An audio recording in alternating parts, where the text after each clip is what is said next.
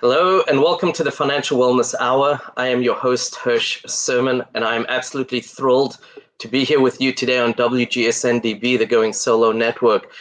This show is for those who are wanting to create and learn more about financial wellness, and we are going to look at different life cycles and exploring them financially and emotionally, because personal finances are not usually about the money itself, rather about the emotions that are associated with your finances. Although we may be fairly general in our discussion, we'd love to hear from you and make it more personal and more relevant. So please reach out to us through lifecycle.financial. That's lifecycle.financial. Or you can post your comments on Facebook or YouTube as you're listening and watching. We are going to explore, I love this topic, how to build badass boundaries. I love the title. I love the guest. I love the work she does. So I think we're off to a great start. I am looking so forward to this conversation. This topic doesn't matter what stage of life you are or what life cycle you're going through, is so important and very often difficult to do. Wendy Sterling is a divorce coach. She's a certified divorce specialist, a life coach, the creator of the Divorce Rehab, and a pleasure to speak with and to learn from. And I also have to say a very big thank you, because she got up way earlier than I did. Getting up, she's on the West Coast and is live with a full energy, which is wonderful. Wendy, thank you. It's wonderful to have you here. I appreciate you being here. Thank you for having me. And, I would get up early for you. So absolutely my pleasure to be here. So I always ask, before we kind of jump into the hard questions and go from there, I would love to hear, and if you can share a little bit about your background. I think it shares a lot of the passion that you have for what you do and a little bit about where your practice focuses.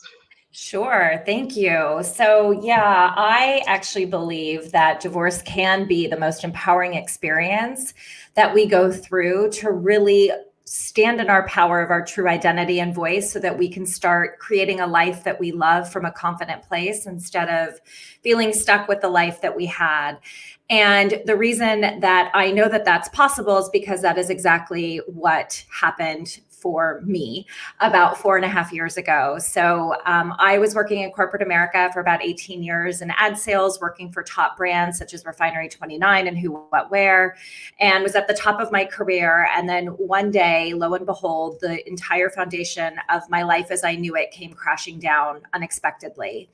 And I realized that it was time for me to start standing in my power, because I was no longer going to be in a marriage with the man that I had spent over 20 years of my life with.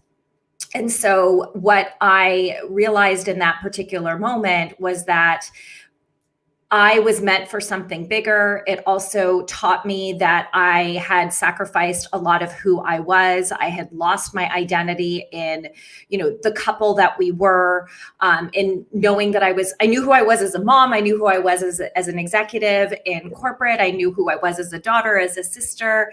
And yet when I looked in the mirror shortly after I asked my now ex-husband for a divorce, I realized I had no idea who was staring back at me. And that was really when my journey began. Not only was I in therapy, I was listening to podcasts, I was reaching out and, reading every self-help book out there. And nothing was working in terms of propelling me into my next life. I was spending way too much time rehashing my past, the what ifs, how did I miss things? And it wasn't until one day the universe stepped in and I saw a Facebook post from a dear friend, and she had left her corporate career to become a career coach, actually. And I knew that there was a reason I was seeing this. So I immediately reached out. And after a 3-hour conversation, I not only hired a coach, but I also enrolled in the coaching program that she had gotten certified in. And within a 2.5-day weekend of my first course in becoming a life coach, I had moved through my emotions of my divorce more so than I had the entire almost year prior. And so I knew that there was something special, and I knew that there was something bigger for me. So I decided to take a leap of faith because I was in the ad sales world. I had built multi-million-dollar regions. I was an entrepreneur within corporate America, right, essentially. And so I decided to make the leap. I left my 6-figure paycheck and I started my company. And so I was able to marry together the methodology of the coaching program that I became certified in, along with my own journey. So I created my own 5-step proprietary program, which is called the Divorce Rehab. And I work with clients privately. I also have a group coaching program, each of which cater to a very different client. And I am able to really support people wherever it is that they are through their healing and recovery process. And so what I always like to say is that, what I do is really, help people heal from their divorce. But what I do is really empower them to see their divorce as a gift and as the best thing that's ever happened for them. I love that. The empowerment is huge. And as you said, we lose who we are. The very first blog I ever wrote actually was originally called Divorce is Awesome, right? And I changed the title, but the content was all the same. And it really was the finding yourself again is so empowering and fulfilling. It's incredible. And you would never imagine it before you start that journey. So it's wonderful. And you've not only lived it, but now you're helping others live it as well, which is great. Obviously, I'm sure boundaries play into that, which is our main topic today. I'm going to ask if you can talk a little bit about defining what a boundary is and why they are so important, if not probably even necessary for us to have them. Yeah, absolutely. Boundaries are actually one of the cornerstones, I believe, in being able to really move through the process of divorce. The reason being that so many of my clients lose themselves, right? So you didn't have boundaries to begin with because you completely immersed yourself in the relationship, in your spouse. And so it was probably one of the hardest things I had to master, because I also had to learn the power of saying no, which is what boundaries are all about. And so the way that I like to define boundaries is they really are guidelines, right? They are rules that you get to create in order to identify for you what feels reasonably safe and ways in which others get to interact with you. So essentially, it tells other people what it is that you will or won't accept in terms of their words, their actions. And, the way that I kind of like to describe it is that, for those of your listeners who've seen the movie Dirty Dancing, right? It's that scene where Patrick Swayze and Jennifer Grey are, about to embrace to dance. And he goes, "This is my dance space. This is your dance space." So it really is that line by which you end and the other person begins. And so the way that you get to create and design them is really around you as this new person, right? So boundaries are meant to protect you. They are about you. And the reason that a lot of us try to stay away from it is because we feel like we're going to turn people off, that we're going to, hurt, especially in divorce. You never know what the relationship is going to look like after the fact. But what ends up happening is that when we don't set boundaries, you're setting yourself up for more bitterness and anger, versus when you actually establish them, you're choosing the higher road. Right. And what I find is so challenging for a lot of people about boundaries is that it really takes practice. It takes discipline. And at the end of the day, boundaries are about you, right? They're about creating relationships with people in your life that create the space for self-respect and self-love. And so that safety, that love, that about you very often is something people have forgotten they can even have in their lives because they've lost it all. So I think if you're listening and you have been wondering about this, which I think everybody does, even people with boundaries, are they the right boundaries? I think what you have just said is incredibly, incredibly important. So I guess I'm new to this, right? I'm coming out of my divorce. I need to develop these boundaries. What are some of the common mistakes maybe that clients make that you see? There's a lot. We may have to have part 2 on all of them because I have so many questions for you. I know. Well, I'd like to address, I wrote, the way that I talk about this is that, there's a lot. So I'll try to pick a couple that that are kind of the most common. And the first one is really that we bring emotion into it, right? Divorce is emotional, and it's also a business transaction, right? And what we do a lot of times is we bring the emotion into the business side of it. And when it comes to setting boundaries, again, we bring emotion into the equation. So when we're trying to establish a boundary, the emotion that comes up pushes us away from standing in our power of setting the boundaries because we are so afraid of the other person's response, right? We're afraid of retaliation, or, we're afraid that the kids are going to get hurt if we all of a sudden stand in our power. So emotion, it needs to be taken out of the equation when we're setting boundaries, because when you're putting the other person first, that means that you're putting yourself last. And I don't know about anybody listening, but that's what I did for the majority of my marriage. And let me tell you, I consider myself to be a boundary setting badass queen at this point, and seeing the power of it, right? And so that's number one. Number two, I would say, is that,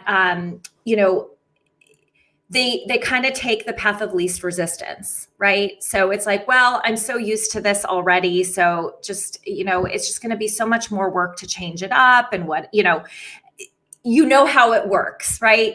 So what that does is it creates a situation where you're still allowing the other person to manipulate you. And a lot of times people who have that fear are also coming out of a codependent marriage, which is one that I came out of, right? Yeah. Both my ex-husband and I were codependent on one another. And so, again, we think that it's easier, right? It's easier to just keep it up than to fight back or to do something different. Right. Number three, I would say, is guilt. Man, the guilt is real, right? We feel guilty when we set these boundaries. And the reason we do it is because, again, we're terrified of, we don't want the other person to think negatively of us, or we don't want the other person to change their opinion. What is that going to say to them about me, right? Those are for people out there who are, who live their life because they're afraid of what other people think. And they're constantly afraid of the effect their boundaries are going to have, right? So that's number three. And I'll leave it at that. I mean, literally, I could list out like 15. So I know we have a lot of other territory to cover, but those are the three most common. And I'll say that when the mistakes that people make when they try to set boundaries is actually those three mistakes that I mentioned, every single one of them has a common thread. And that common thread is you're giving your power away to the other person, right? You're selling yourself out of your own integrity and honesty in order to keep the other person's peace. So you're hurting yourself to help the other person, which I don't know about anybody listening, but those are unhealthy boundaries to have. Well, I would also say the truth is, depending on the personality on the other side, you really may not be making them happy. You may be feeding certain things that become even more unhealthy sometimes as well. And I just got to quote this. I would love to see it on a business card. Badass boundary setting queen would look great on your business card. So that was, I love that term. I just got to tell you. And we live in this almost like multiple worlds all at once. So I'm not talking about kind of a Sybil type world. I'm looking at, we work, we have family, we socialize, we have a whole lot of things going on in our lives. Are there different types of boundaries out there? Can you give some examples around that? Yes, there's a lot of different types of boundaries out there. And, the way that I like to kind of break it down um, is in three buckets, right? So the first one is having physical boundaries, right? These involve your personal space as well as your belongings. Okay. And typically, physical boundaries are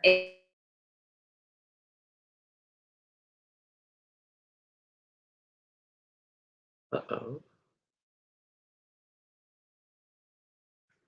It looks like, sorry, we're having a little technical difficulty, but just to recap some of the things that we've spoken about already, which are kind of crazy amount of things just in the first 15 minutes. We have discussed what are boundaries. We were about to get into the types of boundaries. The first one that we heard about there was the physical space, and an example from earlier was from Dirty Dancing with Jennifer Grey, coming to dance for the first time with Patrick Swayze, where he kind of described or depicted, this is my space, this is your space, giving literally physical space in there. I'm sure there are others, emotional, there is financial, that I know of, and all the rest. We were talking a little bit about keeping them and why they're so important. And Wendy had spoken about giving away your power and giving away your integrity to try to make the other person happy or to appease the other person. That comes from a few different areas. That could be from fear. Fear is never a great motivator. I will say that. I think fear drives us to do things that we regret later, and it's a little bit of a spiral. We have fear, we've lost our voice, we've maybe lost our identity. Kindly, Wendy had shared a lot in that about her own experience about being in a codependent relationship, not just her, but her husband as well, being in a situation where she knew who she was as a parent, as a spouse, as all of those things, but never actually knew who she was because she had lost a lot of who she was. I'm just looking at some of my notes. We spoke also about some of those mistakes around the setting of our boundaries as well. And it sounds like enormous growth, going from coming out of a divorce, kind of being broken in many ways with this, coming from a very successful corporate career as an executive, creating multi-million-dollar regions for companies that she had worked for, and really not knowing how to build her own boundaries, which in itself kind of shows, the way that we live our lives, I think, in a very difficult way sometimes as well. And I'm reading again a quote that she said. She went from all of what I've just described to being the badass boundary setting queen, which I think shows growth. And I don't believe that you can grow just on your boundaries without significantly more coming in. Hi, Wendy, it's good to have you back. I'm just recapping at this point a lot of things that we said. You can listen later about the compliments I gave you through what I believe and see as all the growth from not knowing who you are, living a life of codependency in your relationship, which is very common, looking in a mirror and saying, I have no idea who I am, yet you can still build multi-million-dollar regions around the country, and looking at yourself saying, I don't know who I am, to, again, being that badass boundary setting queen. And I don't believe that you just grow in one area. I think that creates growth in multiple areas as well. And you had left off about physical space being a boundary. So I'm going to let you pick it up from there. Thank you. I'm so sorry. It's fine. The Wi-Fi in my house just went off and I have no access. So I'm on my cell phone. So I apologize for the poor quality, but it's fine. But welcome to the COVID life that we're all living these days, and we get to be flexible. So the first type of boundary that I was talking about is really physical boundaries. So these types of boundaries are things that involve you in terms of your personal space as well as your belongings. And the way that I like to describe the personal space aspect of a physical boundary is really like, you guys know how when you're talking to someone and they're a little too close and you take a step back, well, that's you creating and telling the other person that, they've kind of crossed into your safe space, right? So that's just one example of a physical boundary. So that's essentially, you communicating your boundary through body language, through verbal instruction, perhaps. There's different ways that you communicate physical boundaries. Then there's also, what I call intellectual boundaries. And these are going to be boundaries that are around your thoughts and opinions. These are, even I always say, and I teach this to my kids actually, which is that you don't have to agree with my thoughts and opinions, but you do get to respect them. And by respecting them, you're letting me know that we can agree to disagree, instead of creating an environment for me that feels unsafe to feel okay to express myself. So the types of lines that I like to give my clients around any type of intellectual boundary is, well, I think that we see things very differently and we should agree to disagree, or I respect your beliefs and I would ask that you do the same for me. The third boundary is probably the most, common, and especially as it relates to divorce, is really those emotional boundaries, right? And these are typically our weakest boundaries, especially for a lot of us that are going through divorce.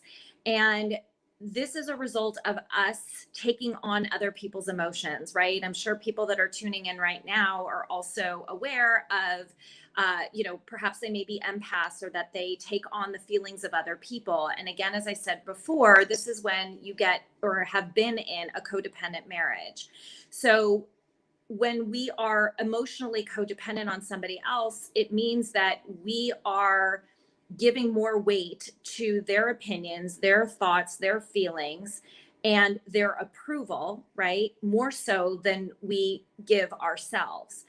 And the way that I like to kind of educate my clients about this is that you are still allowed to be happy, even if the people around you are not. You're allowed to feel differently than other people because you are your own person, right? Part of you setting boundaries in your life has to do with you creating this new life. There's so much power in boundary setting because you get to hit the reset button, which a lot of people are very scared of. But it is incredibly empowering to say, well, I'm a new person. I have been through this experience, and now I get to figure out what feels most authentic to me.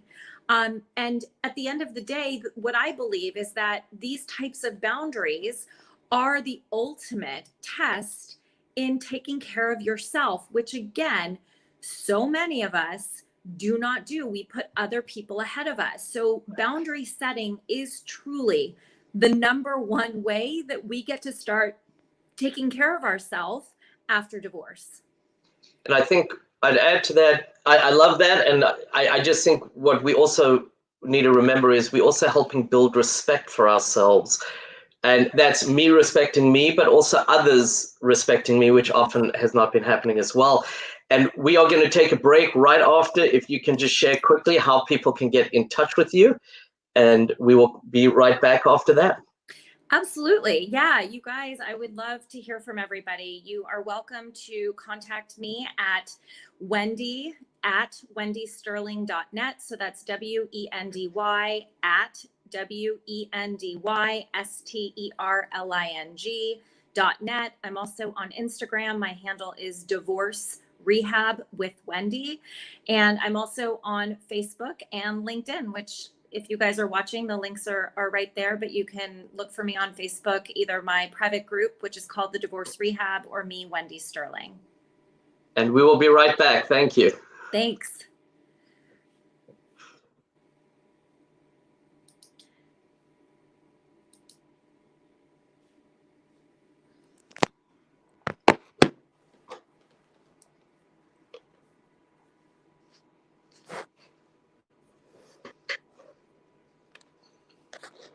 Can I come back in on my computer now that the Wi-Fi is working?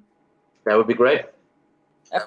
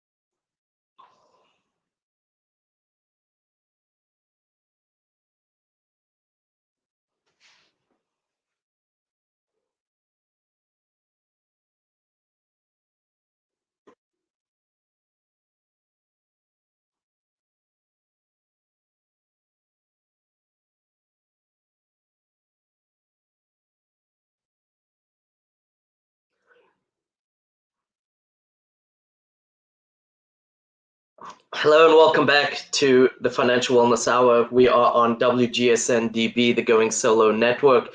We've been speaking with Wendy Sterling from the Divorce Rehab.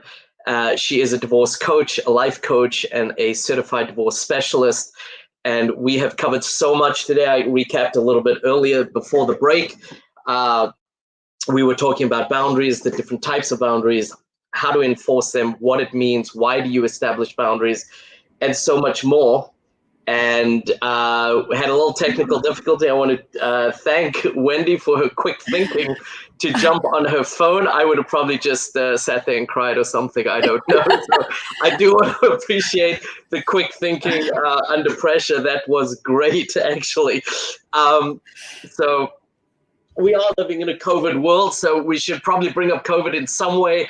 I heard somebody say once, I'm going back, it seems like years, but it was probably about 2 months ago, said, coming out of this, you're either going to be a hunk or a chunk. So I'm going to talk a little bit about diets and workouts, and I'm stretching it, I know, but we are in a COVID world, so we should probably bring it up. But boundaries, are they like a diet or a workout routine? And what I mean by that is, I work out 3 days a week, let's say 4 days a week. If I skip a day, it's not the end of the world. I'll make it up, or I'll, do my 4 workouts next week.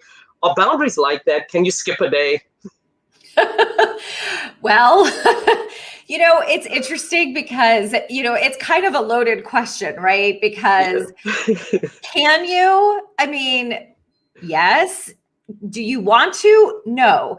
And the reason I say that is because the minute you let somebody step over your boundary, you're starting over and creating it again. Now, here's the other thing about that, right? And I tell this to my clients all the time, we're not going to be on 24/7, right? And sometimes we have a moment. We're human, right? So which is why I say, yes, we're human, and you miss something sometimes. But the biggest piece is acknowledging it, right? Saying like, oh, shoot, I did it. Like, I didn't mean to do that. Right. And realizing, okay, I'm not going to do that again next time, right? So what's really important about boundaries, though, is that, when they're too soft, people are going to step all over you, right? And they're going to continue, versus when you set them to be what I call like healthy boundaries are really about, sort of in between the soft and the rigid, right? In order to have healthy boundaries, they get to be, firm, but flexible. And it really, it sets you up for success, right? If you are going to the gym, well, nowadays, not every state has gyms open, but if you're, what I always tell my clients is don't beat yourself up over it, because then you're just going to go back to the way things were. By acknowledging that you perhaps missed a boundary, and it's an opportunity for learning, right? I always say that mistakes and or failures are actually successes, because it tells you what not to do next time. So it gives you this awareness around, oh, shoot, I didn't even think about there needs to be a boundary here. And so you get to go about recreating it next time, right? So yes, it is about being consistent. And at the same time, it's one of those things that as long as you recognize it, you'll get back on the horse. Just like with working out, you're like, oh, like I'm really sore today. I don't think I can do it, but I'm going to get back on the horse tomorrow. That's totally fine. So that's why I said it's kind of a yes and a no. No, I can appreciate that. Our lives are very fluid. And so whether it's a new boundary, whether it's reestablishing a boundary, is that something, and I'm trying to formulate my question, but do you kind of announce it ahead of time? And I don't mean, you all of a sudden text your whole friends saying, oh, I got a new boundary. But do you kind of share with people ahead of time, like, especially if they are, so to speak, culprits of stepping over the line? Or is it something that as it's happening, you kind of build that up? And sorry, Marilee Grossheim, I hope I'm pronouncing your last name correctly. I appreciate the comment. And yes, we are always learning. And I would imagine, the boundaries we set up today, we should be evaluating, as we move forward, in life. Our kids grow, our lives change. We have significant others, we go through divorce, things are always changing. We should learn where we are and what's a healthy and appropriate boundary for where we are at the time. Yeah. And, and I also just want to let everybody listening know that boundaries have to do with everybody in your life, including your children. So the way that we can communicate what our boundaries are is there's sort of subtle ways, right? So it's, for example, you can say no without an explanation. Right. Number one, that's one way, right, of you creating a boundary. Another way is speaking up for what it is that you need, talking about it in the I, right? Not you, but it's the I. Another way is, setting boundaries. One of the boundaries that we don't put enough, kind of protect enough, I believe, is our time. I hear from so many people, I don't have time, I'm overwhelmed, I don't have time. Well, that's because you don't have boundaries around your time. You don't value your time. So guess what? There's a boundary that you get to start setting today, is one that has to do with your time, right? How much time are you giving other people? And again, sacrificing yourself. Perhaps it has to do with your physical space, right? Right. When I first got divorced, I was not okay with my ex-husband pulling up on my driveway. It felt, he was in my energy space. I could feel it. I didn't like it. So I said, you know what? I am so grateful you bring the boys over, and I'm going to ask you to please not drive on my driveway. It makes me really uncomfortable. So you can pull along the curb and the boys can walk up the driveway. Now that was the boundary as it was in the beginning. Since then, he now pulls up on the driveway. I say hello, things have evolved. So I want to just also let people know the way that you have things set today, it doesn't mean that this is the way it's going to be.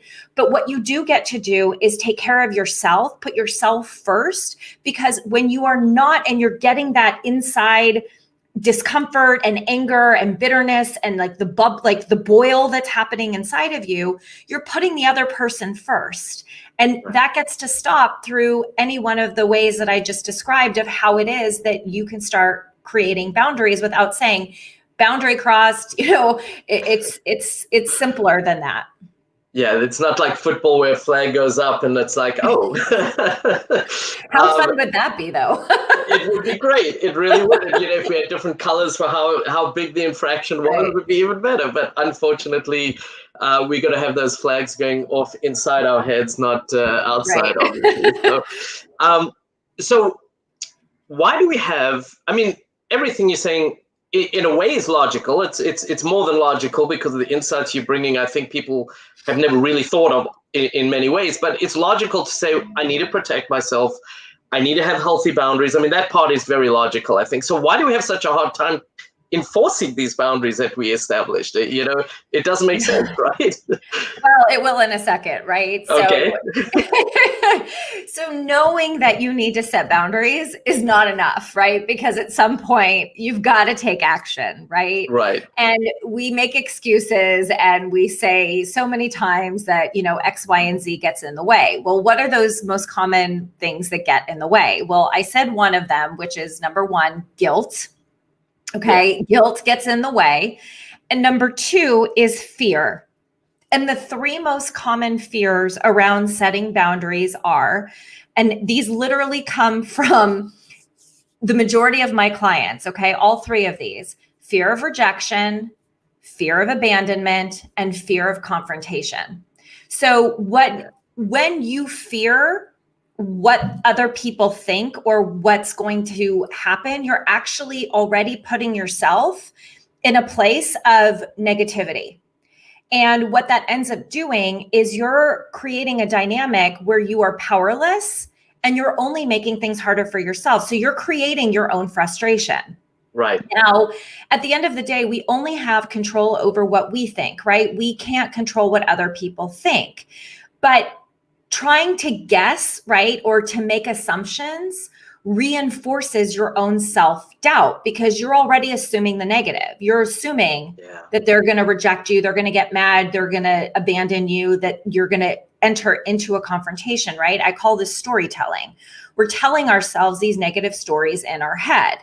So what I want to point out by that is you're assuming an outcome before it's even happened, right? I used to do this all the time in my marriage. I would have conversations in my head and then have the negative story and then, get angry at my, now ex-husband. And he'd be like, wait, what just happened between A and B? Like I wasn't even on the road with you. Right.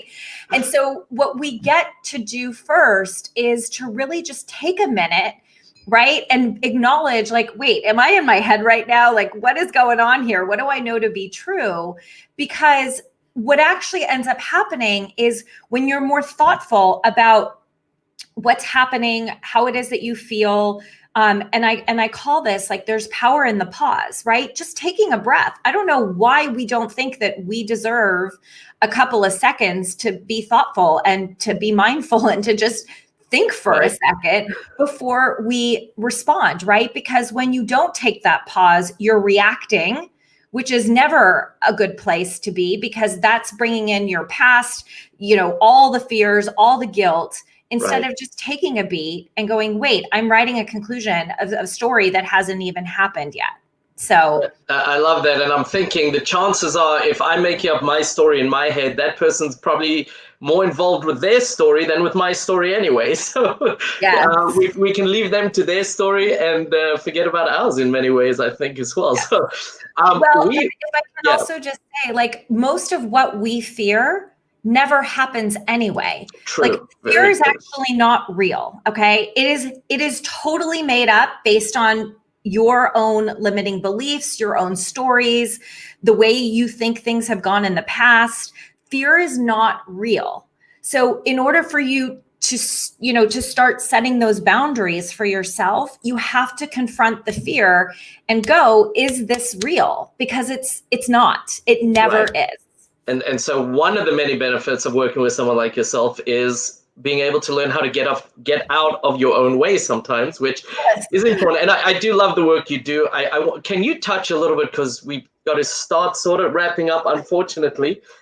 We will have to continue this on another show, but can you talk a little bit about the Divorce Rehab and some of the things that you're doing there? Because I think it's really worth highlighting, and the stuff you do is great. Yeah, thank you. So the program that I've created is proprietary, right? So it's based on my own process combined with the methodology of the coaching program that I am certified in as a certified life coach. I'm also an advanced theta healer, so I bring in energy healing modalities into my practice as well. So the acronym Rehab is actually an acronym for my program. So the R is about rediscovering your identity and voice in this new chapter. The E is all about ending your pity party and your victim mentality. The H is about healing your wounds and really mourning all the losses associated with your marriage, because it's not just losing the marriage. It's about losing your spouse. Many times it's losing your best friend, losing your dreams, losing your visions. Perhaps there's financial security that you're losing. So there's all these different aspects that we get to work together on and really confront the emotions that are coming up for you during that process. The A is everybody's favorite that everybody wants to get to, but it takes work. And that is finding acceptance, right? Acceptance in this is now my life. This is now where I get to go. This is now a new relationship that I get to create with my spouse. And then the B is about building from there, right? Building that foundation from which your new life gets to begin. And it's incredibly powerful to be doing this work. I say that, people can do this by themselves, right? But it's going to take you a lot longer. By having somebody by your side, being your cheerleader is really important. And in addition to that, what also makes my program different, and, my clients will tell you, I'm sure some of them are listening, is that, I'm kind of I love the title because I say, like, I'm the kick in the ass that you need, but you can't give yourself as a coach, right? Because I show up and I hold you accountable, right? And I'm not afraid to tell you what I know you're thinking, but you don't have the guts to say to yourself. And so by having somebody like me, by going through my program, you're actually, the day you commit, you're already in transformation, right? So by signing up, by committing to doing the work, you're already shifting. And, I'm so grateful that my clients trust me the way that they do, because they know, they see that my program was my process. And here I am, I've created, an incredible business in a couple of years from, leaving corporate and just literally starting over. And I am no different than anybody else. And I will say, I work on the finance side, as you know, of divorce and life cycles, which is usually very structured, very logical, but emotions win about 100% of the time over logic. So having somebody there, as you said, could you do it on your own? Yeah, you can. Sure. But the abridged version with the much deeper guide, I think just helps you so much quicker to get where you want, that much quicker as well, with more substance, because you've got that objective view and can see through the fog of the emotions. Obviously, I mean, this is a complex situation. We're dealing with you. We're dealing, not you per se, but you're dealing with yourself. You're dealing with other personalities. There's so many different things to take into consideration. Making changes is hard enough to begin with when you're not in an emotional state, and to implement them, let alone keeping them going, which I think is part of what this program really helps people do as well, which is part of why I think it's so great. And sometimes, you just can't see clearly through this emotional whirlwind of what's going on in your life. So I think all of these things are just massive to have that guide, that coach, and that objective view that you bring as well. We are going to have to wrap this up. I'm going to ask. Can I say one quick thing? Can I say one more quick thing? The other difference in coaching as a whole is, and especially with me, I don't care about your past. I don't care about your story. I care about where it is that you want to go. So the important piece, like I envision divorce as sort of like it's a triangle, right? It's a triad team. You have your legal representation, you have your financial representation, and then you get to have an emotional representation, right? So together we get to work together. And that's the emotional piece is the one that people will not invest in. They'll invest in the other two because they're like, well, it's a divorce, it's, all this stuff, but yet the emotional goes to the wayside. And I really, I encourage people listening, your emotional health is actually the most important, because if you're not approaching your divorce from a rational mindset, you are going to make mistakes. You're going to let the emotions drive your decision making. And at the end of the day, you get to think about what's ahead of you instead of what was behind you.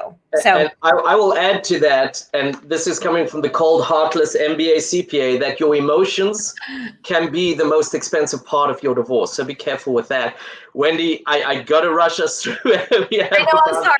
I wanted to get that seconds. In. No, I can do this. I do want to thank you. We have covered so many amazing things, especially with emotions high during a divorce, wading through all this fog.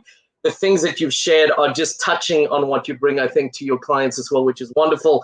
Please reach out to Wendy at wendysterling.net, or you can go to www.wendysterling.net. That's WendySterling.net. And I am Hirsch Serman. I am your host for the Financial Wellness Hour. You can reach out to me at lifecycle.financial. Again, that's lifecycle.financial, whether it's for me, whether it's for Wendy.